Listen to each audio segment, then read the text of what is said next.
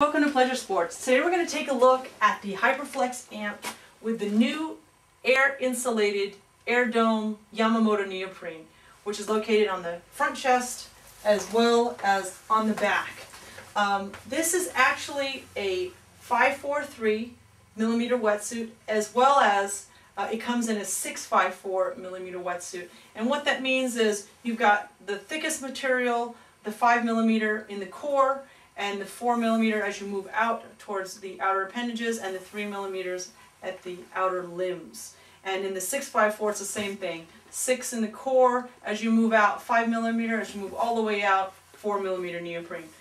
What you have here is 100% AMP neoprene, which is a 6-way stretch neoprene. It's super gummy and super stretchy, and it's a really fun wetsuit to get in and out of actually, and to be in. The seam construction is first glued together, the pieces of neoprene, and then they're blind stitched, and then on the top you actually have this seam that's applied externally. So you have a third level of durability as well as another water barrier, so that makes this a watertight seam. A couple other great things I want to say about the AMP. You've got a top entry wetsuit here. You've got a nice clip snap that actually keeps the zipper in place. If I go ahead, you can see here it's a hooded wetsuit. Go ahead and take the zipper out and I'll show you how you get into this. It actually has this really great proprietary open neck, and so all you have to do is grab the armpits of your suit and flip your wetsuit inside out, and you've got what looks like a pair of trouser neoprene pants. And what you do is you go ahead and put your legs in first, and once your legs in and this portion is at your chest, you begin to put your arms in and your other arm in, and you're now at the top of your wetsuit, and only when you're ready do you have to put the head piece over.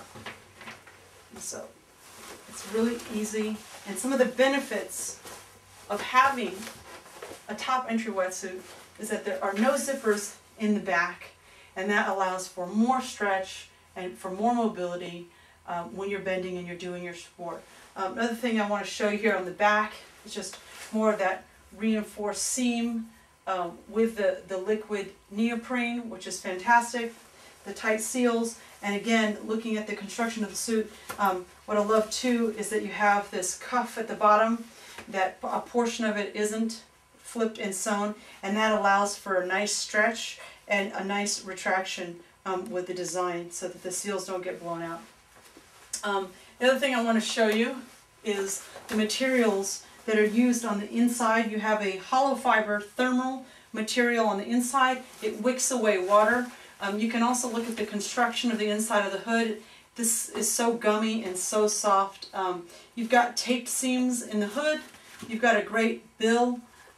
You've got glide skin on the top, which is water repellent and wind resistant. You've got a great comfortable chin cuff and this great roll seal along the face, so it doesn't have rashing or you don't get uncomfortable.